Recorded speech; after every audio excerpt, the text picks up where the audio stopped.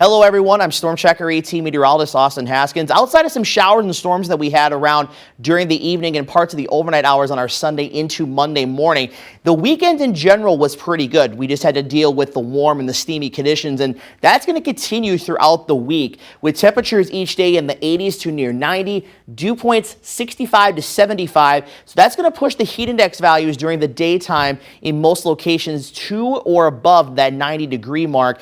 Thankfully, advisory threshold would put that heat index up around 100, so we're going to likely stay below advisory threshold this week, but still hot and humid nonetheless. And we'll also deal with some of those hazy skies from those wildfires in Canada and in the western U.S. Now, we do have some rain chances in the forecast as well, some chance each day from Monday through Thursday. Right now, the highest coverage of rain Wednesday night into Thursday.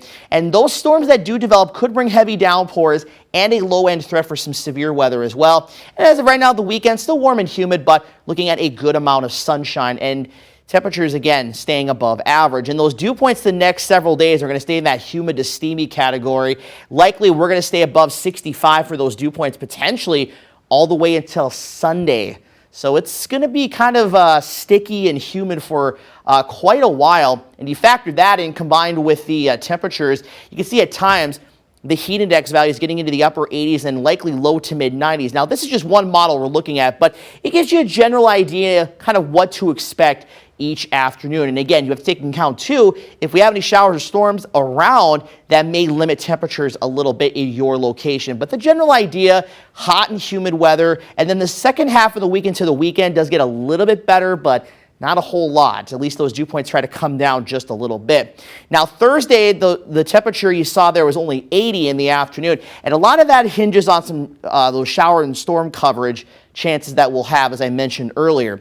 But the coverage of rain for the next couple of days, about 20 to 30%. So again, most spots will stay dry. Those that do see showers and storms, it will cool temperatures back down, likely low to mid 70s, maybe the upper 60s at times, depending on how much rain falls and how long it will last. Plus, heavy downpours are possible, and as you'll see here in a minute, there could be a strong to severe storm or two mixed in with that as well. And again, it's one of these things, again, you'll look on Futurecast, and it just will randomly pop up at any time of the day or night. It'll likely be around for a little bit until it rains itself out. It will go away, and then we could see more development. That's just kind of what we're going to be looking at here the next couple of days. And we'll also likely deal with some fog during the morning hours Tuesday and Wednesday, so I will be tracking that for you as well. And then as we head into Wednesday night, especially late Wednesday into Thursday, our next system moves in. That's what gives us that better chance for some showers and storms to move through.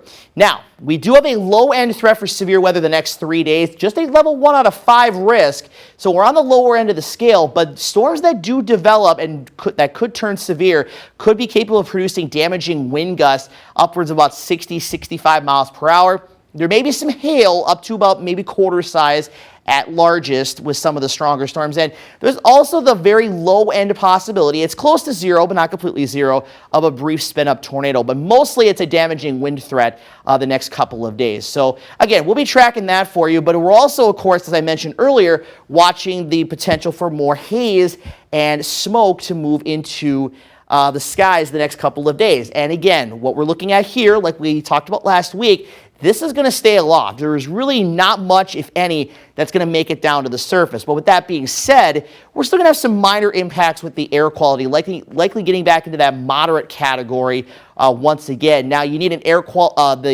the air quality index number to get to 100 or higher for an air quality alert to be issued, but I'm not seeing any data that suggests that that is going to happen. But we'll still deal with some of those hazy skies the next couple of days and nights, in addition to the hot and steamy weather and the storm chances along with that. So a lot going on this week. So again, just stay with us and we will keep you updated.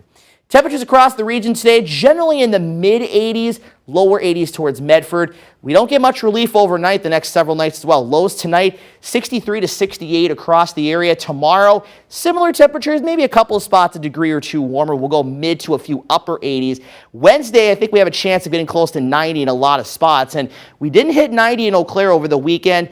I still don't think we're going to hit 90. Right now, I'm going 89 for Wednesday, but also the next 3 days, too. If we get a lot of sunshine, too, and enough of a wind to pick up and maybe the dew points drop a little bit, that could make a run for 90 degrees. It's something we'll have to watch. But you see, That chance of showers and storms Wednesday, Thursday will drop temperatures to about 84, and then we're right back close to 90 heading into the weekend and still staying on the humid side.